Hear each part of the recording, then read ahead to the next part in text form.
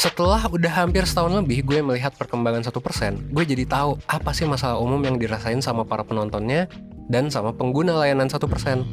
Salah satu masalah yang paling sering muncul adalah ketika orang ngerasa nggak punya kemampuan sosial yang baik. Ini banyak banget masalahnya dan ciri-cirinya tuh biasanya sama gitu. Ciri-cirinya apa aja? Pertama, biasanya orang sering ngerasa takut kalau memulai pembicaraan dengan orang baru. Yang kedua, biasanya orang suka bingung kapan harus ngomong dan harus ngomong apa saat lagi ngumpul rame-rame. Sampai akhirnya kebanyakan orang milih untuk diem dan ngikut aja. Yang ketiga, mungkin orang-orang ini pernah nih nyoba keluar dari zona nyaman dan ikut nimbrung dalam pembicaraan. Sayangnya, percobaan orang itu untuk nimbrung justru malah ngebuat situasi jadi awkward. Atau dengan kata lain, canggung gitu. Nah, dari pengalaman dan masalah itu, balik lagi, akhirnya mungkin banyak dari kita yang memilih untuk diem. Atau justru nggak ikut ngumpul-ngumpul sama sekali. Jadinya kita membatasi interaksi sosial kita. Nah, dampaknya tentu cenderung negatif. Akhirnya banyak peluang membangun network atau sekedar menjalin pertemanan baru yang harus terlewat karena ini. Lo pun jadi ngerasa bahwa dunia lo tuh diisi oleh orang-orang yang itu-itu aja. Lo juga mungkin ngerasa susah untuk nyari pasangan karena pergaulan kita mungkin sempit dan seringkali ketika kita mau ngedeketin orang, kita nggak tahu mau ngomong apa. Nah, terus gimana nih cara buat mengatasi masalah ini? Sebetulnya sederhana. Ya, tentu kita harus meningkatkan keterampilan sosial kita supaya kita bisa jadi oke pas ngobrol dan bergaul sama orang lain. Dan kabar baiknya, sekarang lo ada di video yang tepat karena di video 1% kali ini gue bakalan ngebahas tips dan trik yang bisa lo lakuin supaya lo bisa mengembangkan keterampilan sosial lo. Tapi sebelum lo nonton, jangan lupa buat klik like dan subscribe biar lo gak ketinggalan video lainnya dari 1%.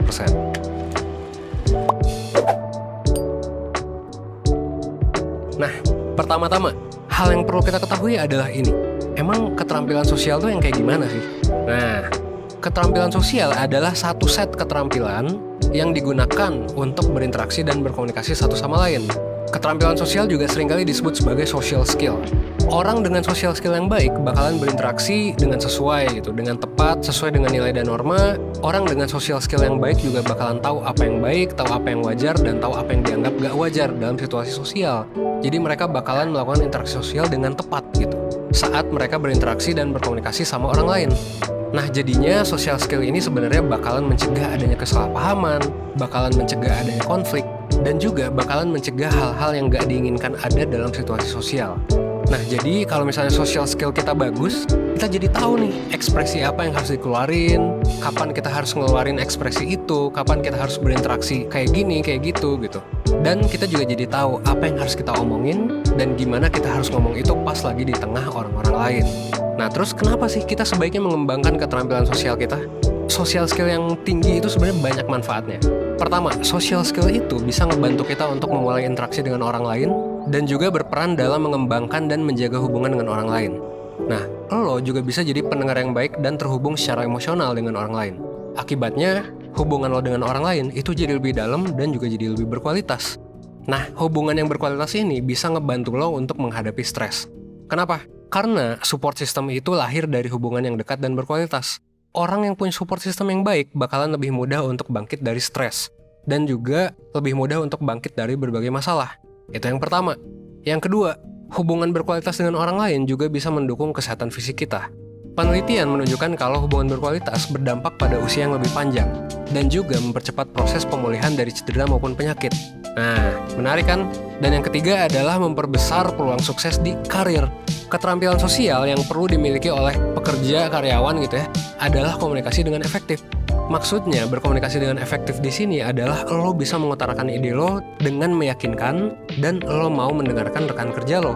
Nah, kalau lo bisa berkomunikasi secara efektif di tempat kerja, lo pasti akan jadi tim player yang baik. Akhirnya performa lo jadi bagus.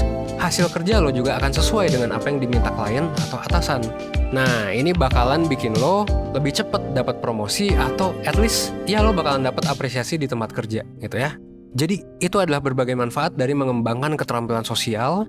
Nah, sekarang tinggal gimana nih caranya kita bisa terbuka sama orang lain dan gimana sih caranya biar kita bisa mengasah social skill kita. Yang pertama, itu sederhana banget. Ini paling sederhana ya. Intinya lo harus nyoba untuk senyum. Ini adalah salah satu teknik dari buku How to Win Friends and Influence People. Intinya gini, ketika kita memulai interaksi dengan orang lain, kita nggak bisa kan selalu ngarepin orang lain yang menghampiri kita duluan. Tapi kita selalu bisa memulai interaksi dengan senyuman gitu. Jadi ya senyum aja gitu sama banyak orang. Lo bisa mulai kasih senyum ke rekan kerja lo, pas ketemu di dapur gitu di tempat kerja, atau pas ketemu di tempat makan siang, atau pas lo misalnya lagi ketemu di suatu tempat gitu, lo bisa senyum aja dan nyapa mereka gitu. Itu cara pertama untuk mengembangkan social skill lo. Cara yang kedua, ingat jangan takut untuk nyari bantuan. Mungkin lo udah beberapa kali ngelihat iklan mentoring, konseling, atau kelas online dari 1%, dan bisa jadi lo ngerasa bahwa kayaknya masalah gue gak seberat itu gitu. Atau sebaliknya, lo ngerasa layanan-layanan ini gak bakal ngasih solusi yang oke karena lo ngerasa masalah lo udah parah gitu. Well, kalau memang lo udah mengatasi kecemasan di situasi sosial ini sejak lama, dan ini udah ngeganggu lo atau ngebuat lo ngerasa rendah diri, ingat bahwa gak ada salahnya untuk nyoba konsultasi ke profesional. Kenapa? Ya supaya lo bisa tahu sebenarnya lo ini kenapa gitu. Wajar nggak sih? Berat nggak sih masalahnya? Dan lo juga bisa tahu solusi-solusi yang oke untuk mengatasi masalah ini. Contohnya layanan mentoring. Gue sering banget ya dapat klien dengan masalah kayak gini. Dan well, kalau mentoring lo bukan cuma dapat konsultasi doang, tapi lo juga bisa dapat satu interpretasi psikotes. Jadinya lo tahu lo tuh orangnya kayak gimana, lo gampang cemas atau enggak, lo ekstrovert atau bukan, aspek ekstroversinya tinggi atau enggak, lo termasuk orang yang cenderung ramah atau suka debat gitu. Ini bisa lo dapat dari psikotes yang lo dapat pas mentoring. Yang kedua, lo bakalan dapat tugas dari mentornya. Biasanya kalau gue ngasih tugas berupa worksheet yang bisa dibaca dan bisa diisi. Dan ini udah banyak banget ngebantu klien-klien gue, udah banyak banget testimoninya. Ada di link testimoni 1%, atau di Instagram 1%, atau di IG gue juga ada. Nah, selain worksheet juga, mentor biasanya bakalan ngasih bahan bacaan, bahan tontonan, atau rekomendasi buku yang disesuaikan supaya jadi solusi terbaik buat mengatasi masalah lo. Jadi yang pertama lo bakalan dapet psikotes, yang kedua lo bakalan dapet tugas yang sesuai, yang ketiga ya lo bakalan dapet basically saran-saran dan pengetahuan baru. Biasanya orang yang bermasalah di keterampilan sosial itu justru masalahnya lebih banyak lagi gitu. Dengan mentoring lo jadi bisa tahu masalah-masalah lain yang lo alami. Biasanya kalau dari pengalaman gue yang jadi masalah adalah pengelolaan emosi. Jadi most of the time kan orang-orang tuh biasanya suka cemas gitu. Takut, cemas dalam situasi sosial. Nah, kecemasan dan ketakutan ini biasanya jadi masalah gitu. Dan ini kan bentuk emosi, dan ini tentu beda masalahnya dengan masalah komunikasi, meskipun memang berkaitan. Nah, kalau mentoring, lo jadi tahu nih, oh ternyata masalah lo itu selain misalnya masalah komunikasi, lo nggak tahu mungkin teknis-teknis basa-basi, teknis mulai pembicaraan, lo juga ternyata tahu bahwa, oh iya gue ternyata masalahnya ada di emosi juga. Jadi lo bisa tahu masalah lo itu ada A, ada B, ada C gitu. Dan bakalan dikasih juga kan tugasnya buat mengatasi masalah itu. Nah, disinilah lo bisa mengembangkan diri lo, supaya lo bisa mengatasi masalah-masalah yang lo punya. Dan kalau ternyata masalahnya parah setelah lo ikut mentoring, misal lo gak membaik, nah mungkin inilah tanda bahwa lo mungkin butuh terapi klinis dari psikolog. Ini 1% juga nyediain di layanan konseling. Tapi pastinya kalau lo takut nih buat minta bantuan, kalau lo selalu ngerasa ragu tiap mau nyari bantuan, tentu lo gak bakal tahu gitu semua hal ini. Saran gue sih, kalau misalnya dari dalam hati lo udah ada keinginan, dan duitnya mungkin udah ada juga, ya gak apa-apa coba aja. Gak usah ragu, gak usah takut. Emang sih mungkin setelah mentoring nanti nggak bakalan langsung selesai juga masalahnya. Entah karena masalahnya berat, nggak sesuai sama mentornya, atau ceritanya kurang terbuka.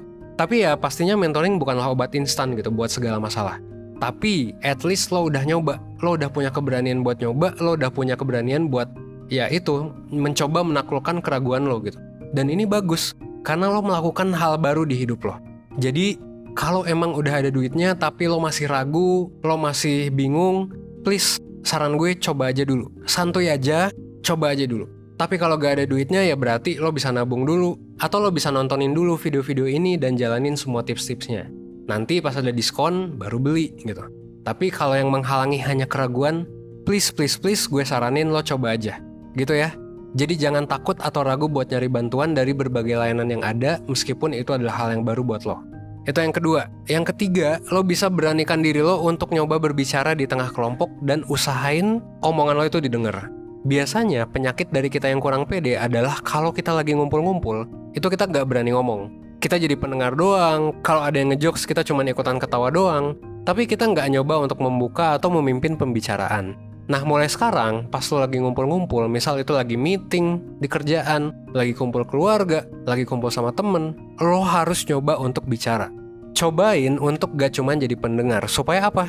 Supaya lo latihan, jadi coba ini terus-terusan. Gimana caranya? Biasanya mungkin beberapa dari kita suka maksain gitu, nyari kesempatan buat ngomongin hal-hal yang udah kita pikirin. Kita mikir keras, overthinking di kepala kita muter tuh, nanya-nanya terus, abis ini gue ngeluarin jokes apa, abis ini gue nimbrung gimana gitu. Well, kalau kata salah satu penulis buku, The Social Skills Guidebook, sebenarnya caranya bukan kayak gitu. Jadi, lebih baik kita nggak maksain nyari-nyari kesempatan untuk ngebicarain apa yang udah kita pikirin di dalam kepala kita. Tapi caranya adalah ya udah, lo perhatiin aja pembicaraannya, dan lo go with the flow sama percakapannya. Nanti pas ada momen di mana lo pengen menyampaikan sesuatu secara spontan, nah disinilah lo harus ngomong. Ketika ini terjadi, ketika lo udah nyampe ke momen ini, please jangan ragu-ragu pas ngomong. Usahain omongan lo itu kedengeran, pakai suara yang lantang dan cobalah untuk jadi pede. Lo bisa mulai ini di tongkrongan lo sama temen, sampai mungkin nanti lo bisa praktekin di situasi misalnya kuliah, kerjaan, dan lain sebagainya. Oke? Yang keempat, lo bisa belajar untuk mengutarakan ketidaksetujuan lo sama orang lain. Tapi ingat, lo harus melakukan ini dengan cara yang tetap konstruktif, usahakan untuk gak menyinggung perasaan orang lain. Ini sebetulnya berkaitan banget sama salah satu skill komunikasi, yaitu komunikasi asertif, yang udah sempat gue bahas juga di video sebelumnya. Keberanian untuk bilang dengan lugas dan tetap sopan bahwa lo misalnya keberatan, tersinggung, marah, atau kecewa terhadap orang lain, ini menunjukkan bahwa keterampilan sosial lo itu udah terlatih.